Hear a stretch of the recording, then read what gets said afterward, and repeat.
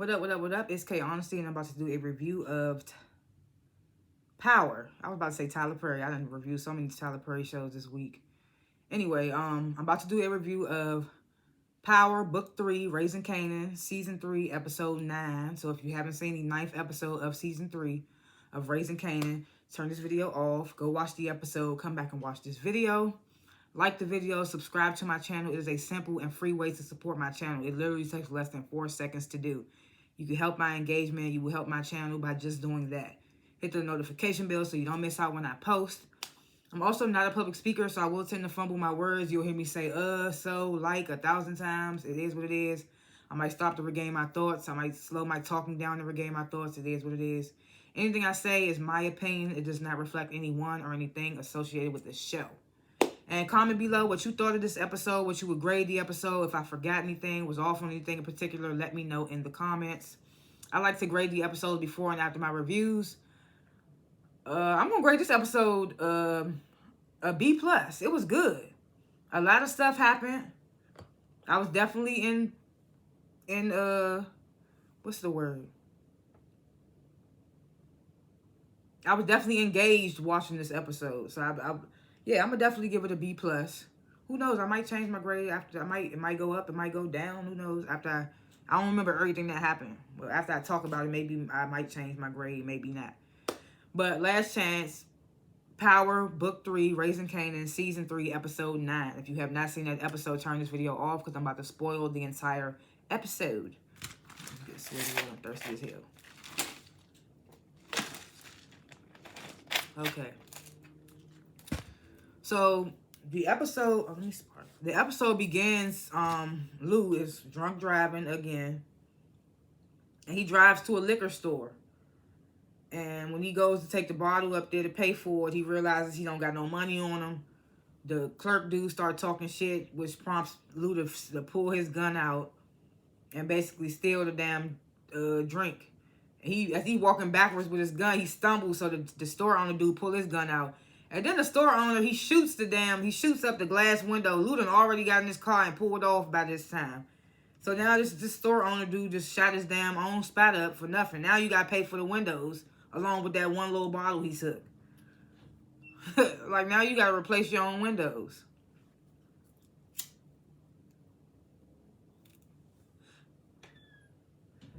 So Ronnie and his man, they sitting in the car, they waiting for Juliana's peoples or whatever.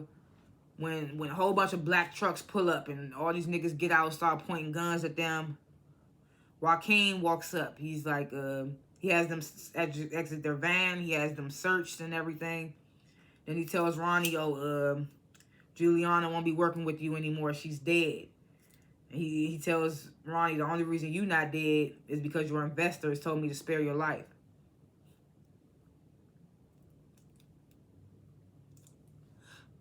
I was like, oh, man, tisk, tisk, tisk. This nigga Ronnie's so crazy, he not going to give a fuck who Joaquin is. I was like, Joaquin going to die before this. Ronnie's going to take Joaquin. I feel like he don't like being talked to a certain way, so it's not going to be too much longer for Joaquin, I feel like. So we get to see Marvin. He's making sure the trucks is good, the deliveries and all that. They show us a little bit of how the operation is working. The Chinese restaurants, they put up like a sign that says special sauce, and we know what that means. Like, and then they the product is like put in their food. We see somebody get it in their rice. They get the little baggie in their rice.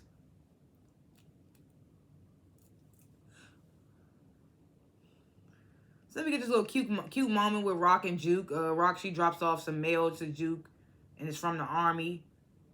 So Rock's trying to figure out what's going on there. Juke tells her like she's not sure if she even wants to do it anymore. So Rock tells Juke, she tells her like, I'd be happy with whatever path you take. And I was happy to hear that because I thought when she came, the way they set up this scene, I thought Rock was about to get on her for wanting to join the army, wanting to be even associated with feds or anything of that nature. But she tells her like, I want you to be happy with whatever path you take. Because, like, remember, she don't want Kanan in this life.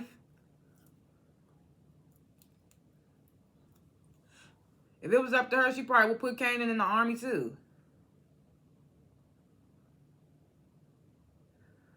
So then Juke, she asked Rock, are you and Kanan speaking? And Rock's like, well, we don't really got too much to say to each other. So Juke's like, well, I can go check on him if you want. And Rock's like, I'm not here to talk to you about Kanan. And she says, it's been really unfair of me to always come to you about Kanan. At least she realized that, because I noticed that too. I was like, she always going to Juke trying to get information. Or famous. I mean, I get it, those his closest friends, family, whatever. But it's just like, that's your niece too. So I was happy that she realized that she be doing that. So she tells Juke, like, it hasn't been fair of me to always come to you about Kanan, but in this moment, I'm here for just you and only you.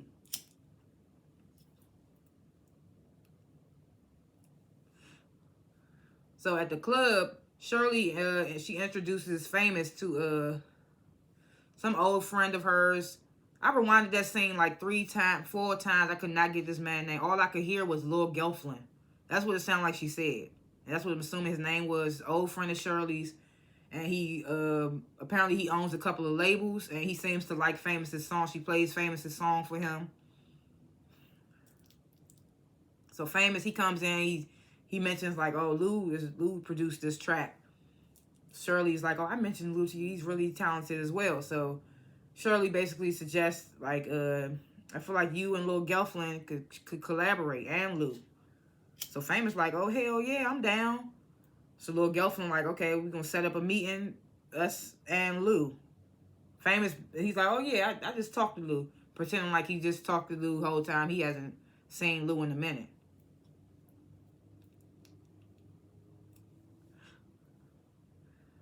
I'm just like, I'm here for this for Famous. Like I said, I'm glad he's straying away from Kanan and doing his own thing with the music thing. I just hope that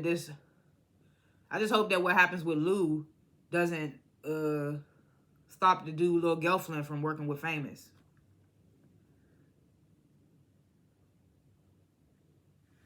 So we get to see Marvin. He goes to Lou's place. He pays the landlord off to let him in. Lou's place is a mess, but he's not there.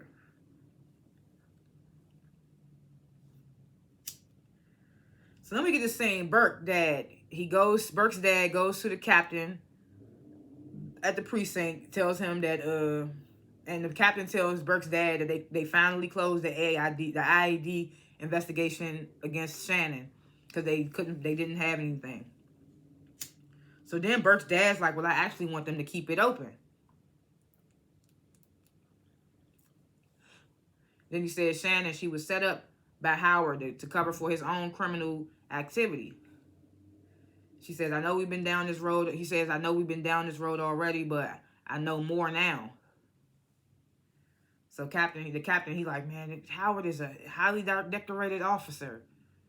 Burke's dad's like, well, so am I. And I'm not going to stop.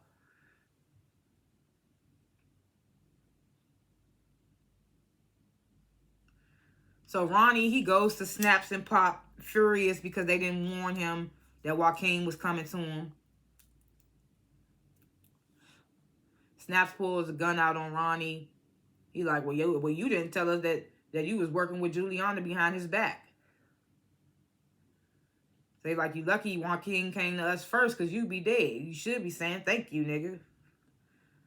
So he sits down with Snaps and Pops. He's like, our business is, he says our business is deader than that bitch. Talk about Juliana. I just thought that was a funny way to put it. And of course, Ronnie says some wild shit like, our business is deader than that bitch. So Poppy, she tells Ronnie, oh, you better figure it out because you fucking with our money. Ronnie tries to blame Rock. Snaps and Pops like, the money thing ain't got nothing to do with Rock. They tell Ronnie, this is all on you. So then back at the precinct, Burke starts telling the captain that Howard went to Nicole's dad and told him to file the complaint against Shannon. So Captain's like, well, how and why? No, he says, why and how do you know this? Yeah. And Burke's dad's like, oh, don't worry about it. The captain says, oh, well, Nicole's parents, they accused Shannon of supplying the drugs that killed Nicole. So then Burke says Juke's government name, Laverne Thomas, and you can see the captain's face kind of taken aback. So he says that, like, Laverne Thomas told me that she didn't do it, that Shannon didn't do it. So the captain, he recognizes Juke's name. He's like, oh, Laverne Thomas.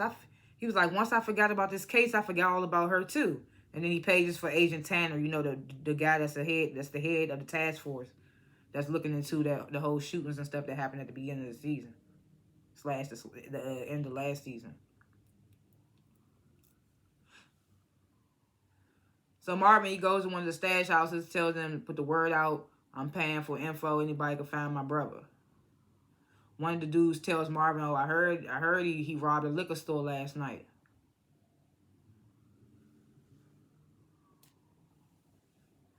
So then back at the precincts, the captain, Special Agent Tanner, he's there now, and Burke's dad, they start putting two and two together. Captain, he tells Tanner, like, you know, Laverne Thomas was actually dating Nicole, and somehow Marvin and Laverne and Howard, they're all connected.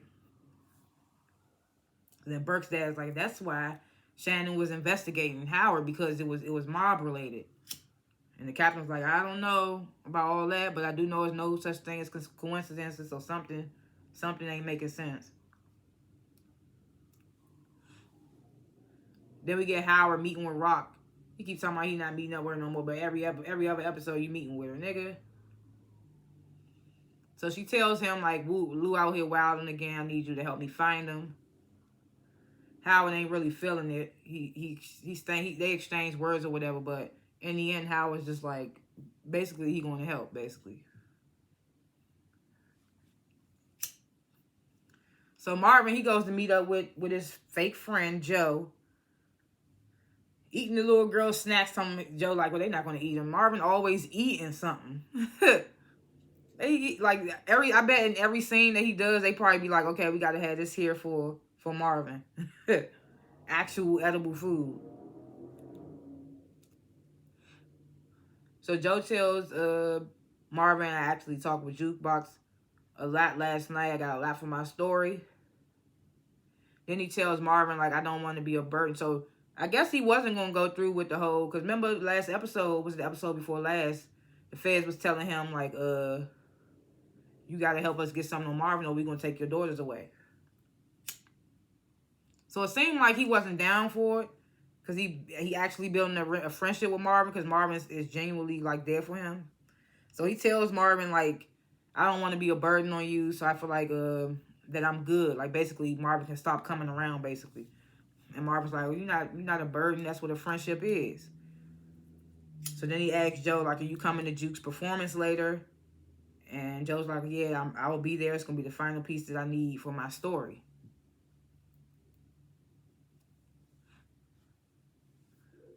So Famous goes to his old place, which is now Kanan's place. Still crazy to me. I still can't believe Famous and Panessa let these motherfuckers bully them out their own place. But anyway, Famous, he goes to Kanan and tries to tell him about, we out here looking for Lou. Ronnie hems Famous up and, like, you niggas always, I don't even remember what Ronnie said, but he hems Famous up. Kanan's like, Ronnie, chill. He tells Famous, I ain't really fucking with my family like that. You know that little accent. People online saying that nigga sound Italian, and now I can't unhear it. That shit's hilarious. So he's like, you know, I ain't fucking with my family right now. Then he brings up Juke's performance. He's like, well, Juke performing at the such and such, and you know Lou ain't gonna miss that. So Ronnie lets Famous go. Famous scurries away, and Ronnie like, nigga, you going to the mall and we ain't got no business no more. So Kanan's like, oh, don't worry about what the fuck I'm doing. And in this moment, all I was thinking, like, nigga, Kanan, you just basically, if Ronnie didn't already know, you just basically gave him whereabouts to where Rock gonna be at. Basically just told him, oh, yeah, you know the family gonna be there for Juke. So Ronnie could have been like, okay, so that's where that's where all of them gonna be at once. Marvin, Lou, Rock.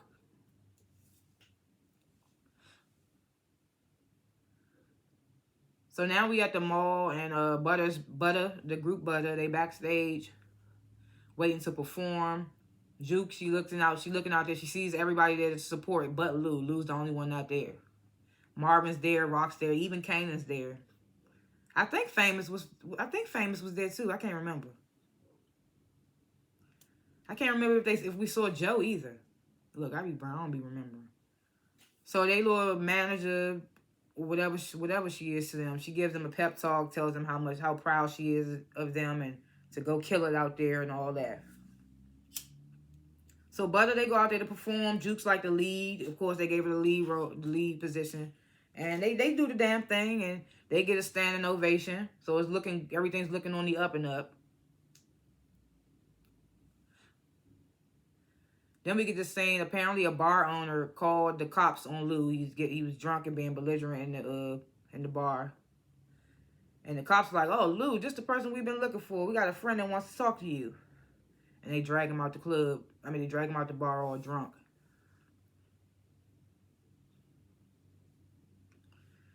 So after Butter's performance, Rock and Marvin, they trying to talk to Kanan, and Rock tells Kanan, like, threatening that social worker only gonna make your situation worse. And she like, one phone call and you be sent upstate. And Kanan like, I got stories to tell. I can make some phone calls too. And Rock get quiet. Because Marvin don't know about her planting that gun. Marvin don't know a lot of things. So then this nigga Kanan says that he trusts Ronnie more than he trusts his own mother.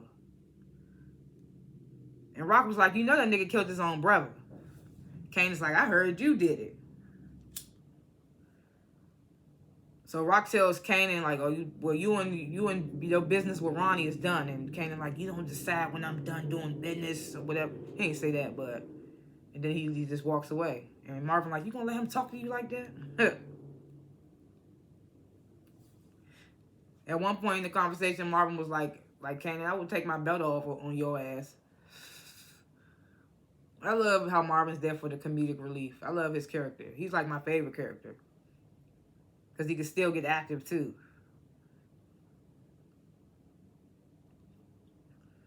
So Juke and Aisha, they eavesdropping on their manager, thinking that she's talking to some type of maybe talent scouts or whatever you may call it. And they in suits. And they thinking they about to get booked for a tour and this, that, and the third. Crystal comes over, gives Jukes her props, like, you killed it out there. Fake ass bitch gonna get her jumped at the train, at the metro. But it's not talent scouts. So they come back there with the manager. It turns out to be Detective Tanner and 2 other agents. They identify themselves, tell Juke, we need to ask you some questions about your family. And I'm like, I get that Juke is 18, but her whole father was there. Why didn't y'all just go talk to her father? Why are y'all deliberately avoiding Marvin to talk to his daughter by herself? And then why would y'all do that while she just had like the performance that could change her life? So now we see probably where Juke's character starts to lean towards army, police, and all that.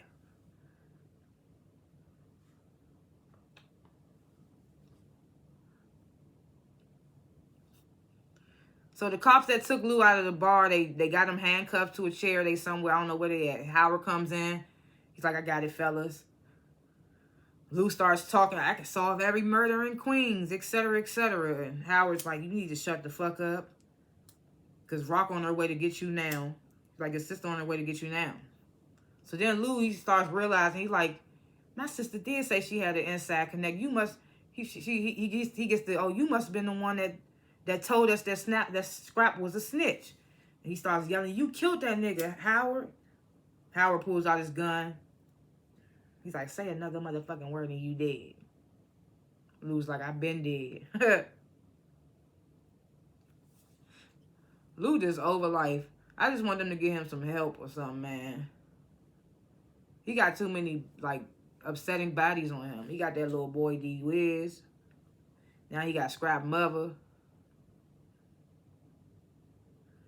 So then we get to see Marvin. He rushes to the hospital. Joe starts explaining, like, I just wanted a moment to myself. Put my daughter in the tub. She's old enough. Turns out his youngest daughter drowned. And I was just like, man, Marvin should have took them babies. Should have took them little white babies. Then he said they taking his oldest daughter away from him. He's like, I'm a shitty father. Then he starts saying, I'm a shitty friend too. And then he tells Marvin how he been working with the feds. He's like, they threatened my kids, man. I didn't have a choice. But he tells them like he didn't have anything on Marvin to even tell them anything, so they didn't get anything from him. Somebody connected them to those Italians. So if it wasn't Joe, then who was it? Somebody connected Marvin to those Italians. So Joe, he's belligerent. They're gonna put me away.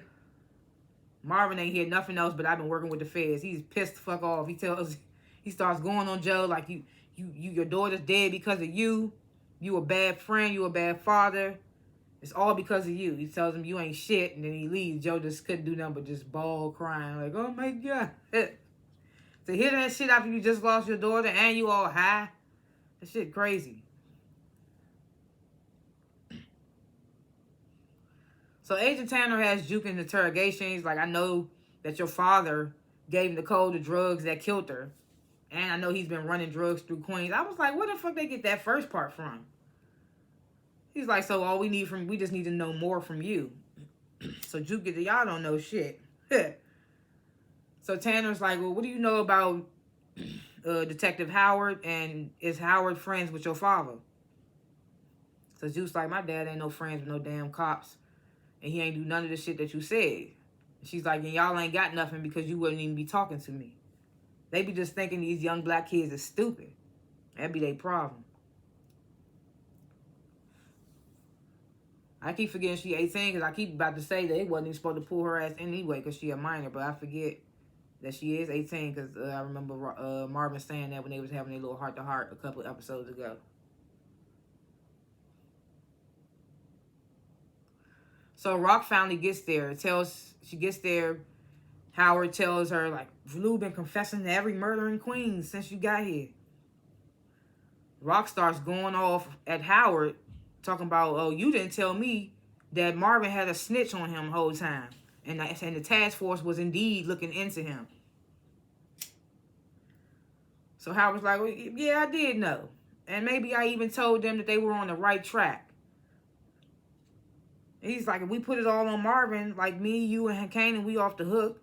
Somehow Marvin got to take one for the team. I was just like, oh, no. You tripping. She was pinning on your ass before she pinning on her brother. Especially Marvin. I could see if it was Lou, she probably would have considered it. So he get to the task force that's going to keep looking until they find somebody to blame. And Rock's like, I ain't going to never sell out my family. And when she said that, I knew that they want us to think that she's going to kill Lou at the end, but she not. So Howard, he pissed off, he leaves.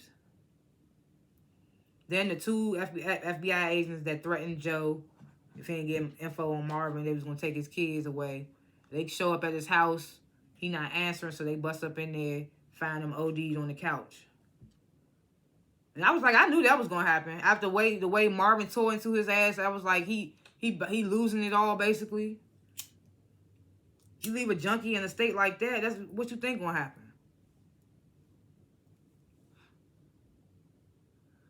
So Tanner, he comes back in the interrogation room. He like, I'm going to ask you one more time. Has your father ever interacted with Detective Howard? So Juke she says, you ruined my life tonight. What makes you think I'm going to tell you anything? So now I'm like, damn, she must have got kicked out of the group because of that dumb shit. Like, they don't want no feds involved. And I was just like, damn. So that's what led her to, now I got to go to the army because I have no other options now. In her mind, that's what she feeling like. So Tanner get to, none of us ever get a clear escape from our fucked up families. But then he tells her she can go. She's like, fuck you, cop. So Marvin gets there. He asks Rock, like, how much does... Marvin gets there and Rock asks him, how much does Joe know? How much did he know about you? Marvin's like, he don't know. Rock tells Marvin that he can't touch Joe right now because they going to immediately go to him. But so they don't know yet about Joe. I thought they would know by now. So Louis start going off, yelling that Rock trying to kill him to Marvin. And Rock tell Marvin, like, put his ass in the car. And Lou is begging Marvin, like, don't let her kill me. Don't let her kill me, bruh. And I'm just like, Lou is overreacting. And they really want us to think that they about to kill their brother. This is not about to happen. I mean, this is a savage-ass family. I mean, this is a savage-ass cast. Like, the whole dynamic of Kanan from the first power to this. From Kanan killing his own son, and then you got Ronnie killing his own brother. So, this shit could happen. But I don't feel like they is the type that's gonna kill each other. I feel like regardless of what this stupid shit Lou doing, I feel like they not gonna do it. So Howard gets to the precinct and the captain immediately calls him in his office. And Tanner is in there. Captain asks Howard, like, did you convince Nicole's dad to file a complaint against Burke? And then Tanner chimes in, and what's your relationship with Marvin Thomas? So then Howard, he has a rebuttal. He's like, oh, well, Captain, you told me that any dirt on Burke needed to be buried because we already done put the department under too much bad scrutiny. And then the captain's sitting there like, oh, damn, I did say that. And then he's like, as far as, what did he say? He said he did go to Nicole's father. He says because he knew that that Burke fucked with Nicole and Juke, so he told Nicole's father to go to IAD and let them handle it, basically. So then the captain's like, why you didn't go to IAD? And he was like, I ain't no snitch. Nigga, you're a cop. What you talking about? That's your whole job. So then he says he doesn't personally know Marvin. And he's like, what you insinuating, Cap? You insinuating I'm in business with a drug dealer? Then we get this scene, Kanan meets with Snaps, Pop, and Ronnie. And they basically telling them, like, your mom is a problem. She got to be dealt with. Then we get the final scene. It's this long drive. Marvin, Rock, and Lou. And Lou just in the car. Y'all really gonna put me down? Y'all really gonna put me down? Y'all really gonna put me down? Now, my voice really just went like that. That's crazy.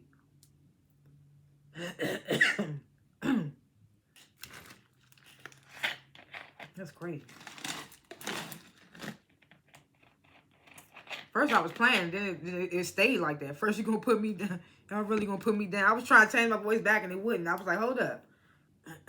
But yeah, he's like, man, y'all can't leave me out here to be left alone. Oh, my junk falling. That's how the episode ended. And like I said, it was a good episode. Like I said, B+, but predictions, thoughts, whatever episodes to come. Like I said, they want us to think that they about to take Lou out to get killed. I feel like they about to put him somewhere where he can't get out. And then they're just going to be lying to everybody about where he at. He needed some time away or whatever the case may be. You know ain't nobody going to believe that he just invested into this club. He was working with Famous again, doing music again. Ain't nobody going to really believe it. But I really feel like they not going to kill him.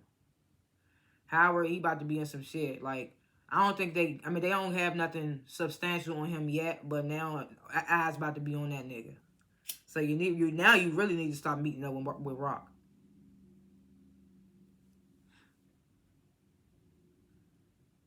And Kanan, we know his mother don't die because he mentions her in the original Power when they was grown. When he first came home and he was with Ghost and Tommy, he said, I'm about to go see my mom, so I just came to see my mom. So we know that Rock not gonna die. But is he gonna really go to war with his mom? I don't know. Only time will tell. And the way Rock looked at Kanan when he walked away after the performance at the mall, I feel like she got something up her sleeve when it comes to Kanan too.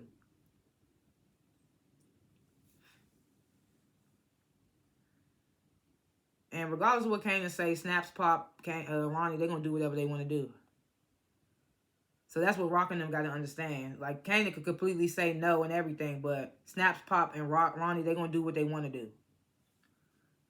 So Marvin and Rock, they just got to be prepared. And, yeah, they never got anything off Joe, so Marvin really in the clear. All they got is speculation, basically. Those are my little thoughts or what have you guys for episodes to come. Thanks for watching this review, and comment below what you would grade the episode, what you thought of the episode. If I forgot anything or was off on anything, let me know in the comments.